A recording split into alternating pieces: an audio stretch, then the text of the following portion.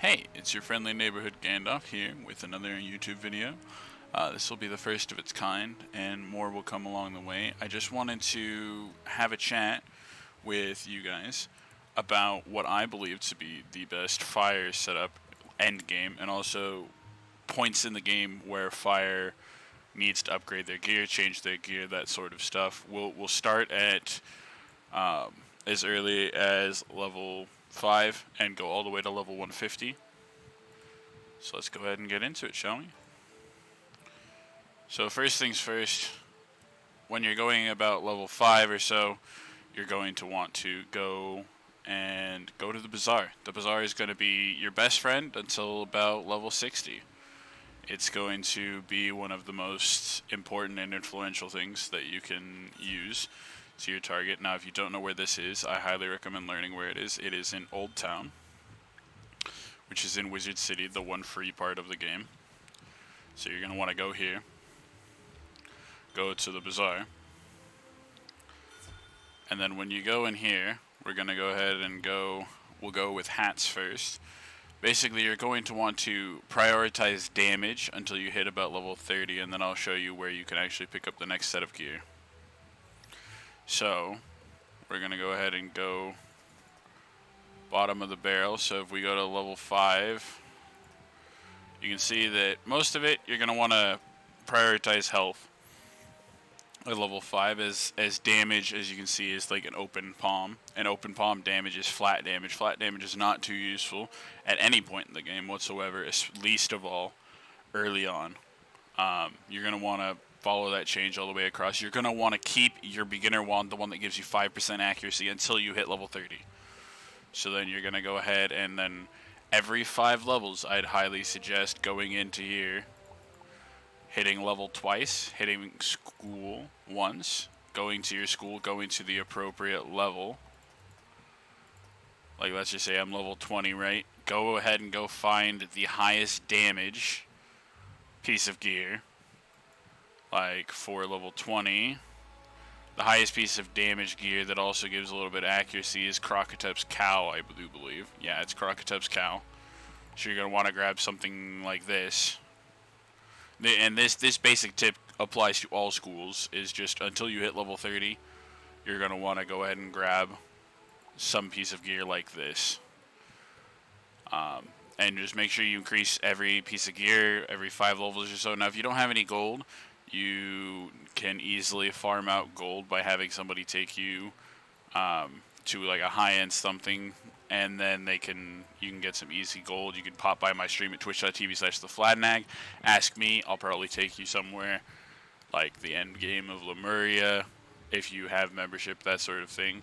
So then next, we're going to go ahead and go to the level 30 levels of gear. Now, this is where your damage and also everything else starts to really, really take off.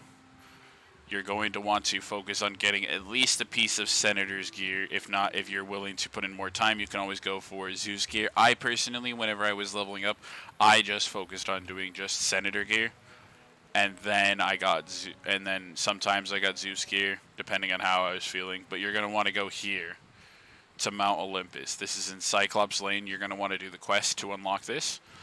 And then you're going to get all of the gear from here. And the most important thing that you get from here is the wand. The wand is called the Sky Iron Host. I don't think I have a copy of it on me. It gives 10% damage and a power pip chance. Speaking of which, at level 20 you can get a wand that starts you off with a pip, and you'll want to use that once you get there. But until level 20, you want to use your accuracy wand. After which point, you're pretty much going to be rocking this gear until level 60, at which point we're going to go ahead and head over to where you're going to get your next piece of upgrade. So, next you're going to want to go back to the bazaar at about level 58. This is your gear that is preparatory for Waterworks. Now, if you haven't heard of Waterworks, Waterworks is one of the most commonly farmed dungeons, especially because of the gear's high quality. But you're going to want to go in here, and you're going to want to take a look into pretty much everything that is level 58 or so. Now, I do believe for here, it depends on if they are actually here or not. but there should be a theme that gives you some damage. It might be in the level 54 levels. Let's see. So it does not look like there's a good damage theme here, but there's this one that gives you 3%. Oh, there's one that gives you 4. 4 is better. There you go. Now that being said, if you're willing to spend once you've hit level 60, you can, if you're willing to spend a little bit of gold, or not a little bit of gold, a little bit of crowns wise, you can just entirely skip Waterworks gear and go ahead and open up the pack called the Professor's Horde pack. This pack is going to be your best friend throughout all the levels if you want to spend crowns to upgrade your gear before you get to min-maxing. This pack is phenomenal. This is probably the best pack in the crown shop. You're also going to want to go ahead and go in here to about level 58. Give it just a second to load. You're going to want to go to about level 58. And you're going to want to find something that has the health, damage, and accuracy. Could care less about the resist. But you're going to want to look at something like this one that has the crit as well. See how it has 6% accuracy, 15 damage, 6% or 20 crit rating. 20 crit rating at level 60 is pretty dang good. You're going to want to look around for the equivalents in the level 58 section, after which point you're going to want to go to the Bazaar. Or not to the Bazaar, you're going to want to go to Crab Alley, down to Waterworks. And then you're going to be farming Waterworks for all of your fire starter gear. Should be called the fire starter gear. Now, a special thing about fire wizards and life wizards to a lesser extent is that you can go straight to here and you can just, if you don't know how to, you can auto respawn the boss in here. If you don't know how to do it, I will make another video on all of the tips and tricks of all of the different bosses and common farming spots. I'll make another video about that and upload that at a different time. But you're gonna want to respawn the boss until you get your robes and your boots. As a fire, you can also happen to get your hat from the final boss, and so can life wizards. However, no other school can, and would have to stop after getting the robes and the boots, and would have to go back to the squid that is about halfway through this dungeon. Which leads us to the next big gear point. So you're going to be keeping that gear plus your Sky Iron Hosta and your damage of Thames until about level 90. At which point, level 90, we're going to go back to Aquila, back to Mount Olympus, and you're going to want to make 2 major upgrades. Besides the fact that by this point you should already be working on a pet. Pets will be a separate video. But you're going to want to go in here. If you haven't already, if this is like your first time, I'm going to go ahead and show you where these bosses are. And I'll go ahead and show you in every subsequent school/class gear guide throughout the entire game. But you're going to want to go in here, and you'll probably be able to find people, whether that be in my community or be in somebody else's community or even just in team-ups. Be careful not to team up with low levels at this point. You're going to want to be level 90. Sometimes you can get a max level wizard to come help carry you. You're going to want to walk over here. And this is the secret boss. His name is Gladiator de Macaris. He's in the Pit of the Noxie. Now, people can teleport in here if you need somebody to teleport in here to help you. This boss right here will drop you one of the best rings in the game. He'll drop you this ring right here, Alpha and Omega ring. Now, this ring is fantastic. It gives us a good amount of health. It gives us good power pip chance. It gives us good damage. So you're going to want mostly the damage, so 10% damage, as opposed to, as you saw earlier, you can get something around there, but lower level. This thing's trash. But you can get something like that, 10% damage. And the other huge upgrade is you're going to want to have somebody help you or go through Poseidon as well, through Atlantia. You're not going to want to run Atlantia at level 70 because at level 70 it is a pain in the ass and not really worth your time or worth the experience points. Not worth the experience points. But what you are going to want to do is you're going to walk over here, and you're going to want to go inside, and there's another hidden boss in here who's going to drop you in a theme. I think I do not have it on me. It is called Blade of the Felled Titan. Let me just show you where it is real quick. Blade of the Felled Titan is also a phenomenal upgrade from your usual like 4% damage. You're going to be able to get about 15% damage, plus some power pip chance and that sort of thing. I might have an extra one on one of my other wizards. But you're just going to come over here. So normally you'd go over there to start your quest over to Orpheus. You're just going to come right over here.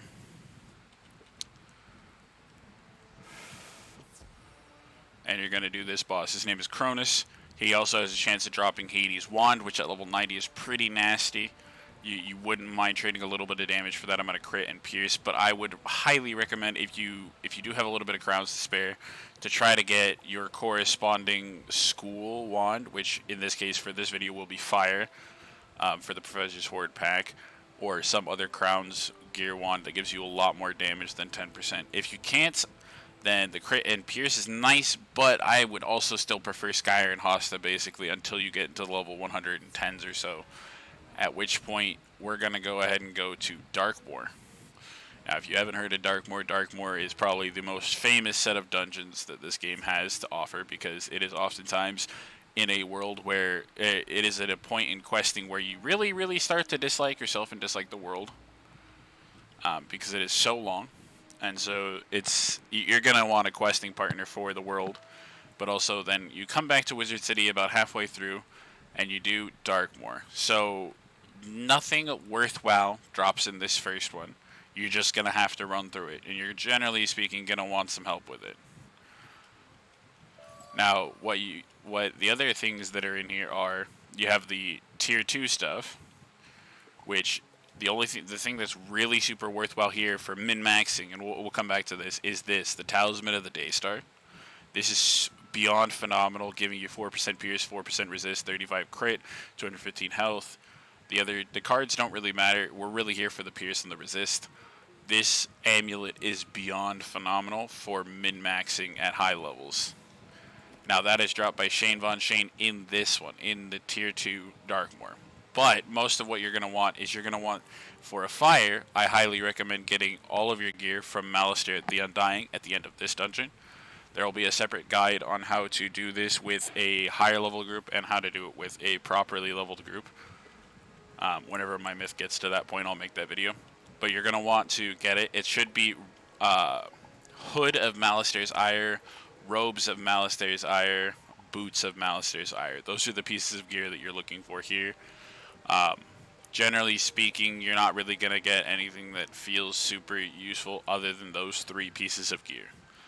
Now, at level 102, and by exchange also level 110 or so, we're going to go ahead and go back to the Bazaar, and this will probably be your last time at the Bazaar, and your last time upgrading your gear all the way until you min-max stuff, besides min-maxing your pet.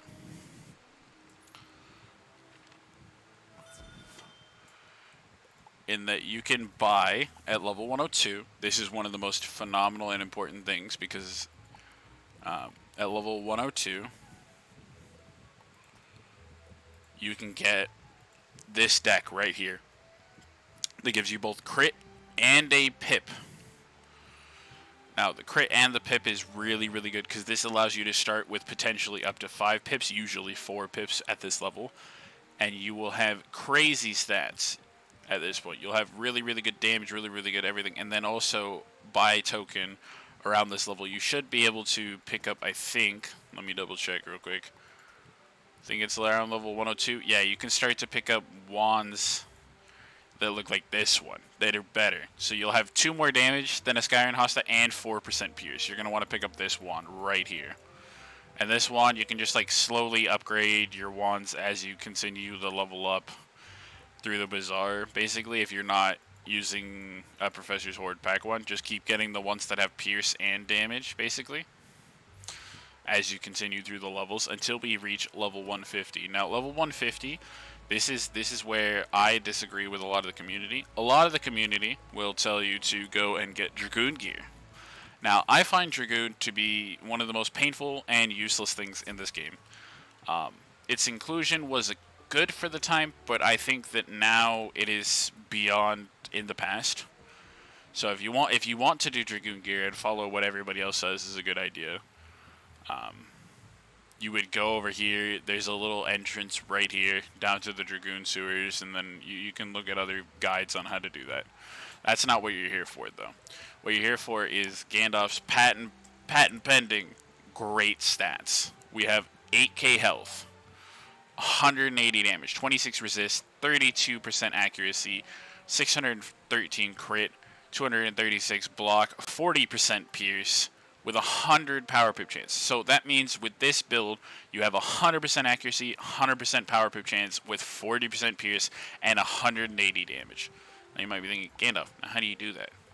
And, well, I'm here, children, to explain. You're going to want, instead of running a merciless hat, like a lot of other schools might do, you're going to run the malevolent hat. Now, what the malevolent hat does, and where you can find it. The malevolent hat gives you the power pip chance that you need to cover up for the fact that you need to socket an accuracy jewel on your deck. So normally in other builds, you're going to want to socket a power pip chance because you need power pip chance, but this allows us to get both the things that we need, more power pip chance and more accuracy. So then you're going to want, of course, this is going to be the same across every school. You're going to want Merciless Ring and Merciless Athame with these sort of jewels in it. Highest health you have, plus the power pip chance and the 6% pierce. 6% pierce, I will show you where to get that in a different video. But there's the 10% power pip chance, and then of course you've already got the amulet, or you know where I showed you where earlier to get the amulet. Now the wand, you can either rock Supreme Eruption Staff, which is dropped by the Moo crew. I can show you where to get all of this Lemuria gear in just a second. The Radiant Light Brigade armor is also going to be really important to this. But let's go ahead and walk you through where to get all of this Merciless gear real quick, shall we? So if you haven't already been aware of if you have not already been made aware of where to get your Lemuria gear,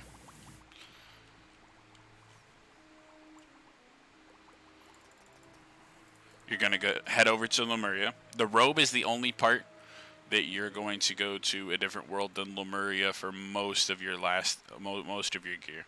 So if you're looking for the Malevolent Hat, and also buy a token, you can either get the Merciless Wand or the Supreme Eruption Wand. This is the place that I would choose to farm, because the difference between the two is about 1 damage, which with the damage curve is like, it's here or there. You're also going to want to get the Stompy Bronto and the Scratchy Frillasaur if you can. But this is where you would get the Malevolent Hat, the Merciless Wand, and the Supreme Eruption Wand. You can also, now we'll take you to where you can get the boots, and also the boots and the ring. Now, sometimes don't feel discouraged. Sometimes these pieces of gear take a little bit of time to drop, especially since they are not school locked. You can get any schools. Any piece of Merciless gear, except for the robes, you're going to want to hold on to. If you do want to do PvP, you are going to want to hold on to the robes. The robes are sometimes useful in that case scenario. But this right here, the Hall of Heroes, is the final fight in Lemuria. This is where you would get your boots and your ring. And this fight is beyond easy to team up, and there's a strategy that I will show in a different video, I'm sure. But last but not least, or second to last but not least, we're going to show you where to go get that Athame. And also by token, you can also pick up a Malevolent Fire Amulet if you are not ready to have Pierce and you want 36 Pierce with a little bit more chunky resist. You would go to the Heap. There's a secret boss, side quest boss in here that drops the Merciless Athame. So he's right over here. His name is the Power Draconian. So let me just walk there real quick. Basically, the Power Draconian drops all of the Malevolent and Merciless amulets and Athames. Now, that's not to say that you should chuck every single Malevolent piece of gear that you get. Some of them, like the Fire Hat, are the better version for your school because of what you need to get as far as stats to get what I deem to be the best stats. Personally, to get the perfect power pip chance, get the perfect accuracy on every boss, or on every single school. So right here, it's called the Command Center. There are 2 mob fights followed by the Draconian. And then we'll show you where to get the final piece of gear. The final piece of gear is very well known to the community. It is Corporal Tennyson in Imperia in the Xanadu sewers. He's going to take a gold key, and you're going to want a full group of 4. This one is also not school locked, so it may take you a little while. And I know that gold keys have just become quite a bit more expensive to get. So you're going to want to keep that in mind and make the conscientious decision on whether or not you want to min-max your fire wizard or whatever other wizards. Except for Storm, I would hold on to every single one of these robes, as they are really good power turning point for level 125 plus. Even my ice right now, even though the Tennyson robe for ice is not the greatest because it doesn't give that much health or resist in comparison with other pieces of gear, it is a really good power turning point for level 125 and beyond to hold you through, to tide you over until you get that piece of gear. So right there at the end, where you can see it right now, we're going to go ahead and go over there. Basically, this gear right here is where you get this robe, and that's how you get all of the stats that I have right now. This deck is literally just the deck they hand out at the beginning. The deck doesn't matter too much, since crit does not matter too much ever since the crit change. This is where you would go for Corporal Tennyson, and that should conclude the fire gear guide according to Gandalf. Thank you for coming to this YouTube video. If you liked it, go ahead and drop a like, hit the subscribe, and stay tuned for more gear guide videos and other helpful tips and tricks. Thanks. Bye.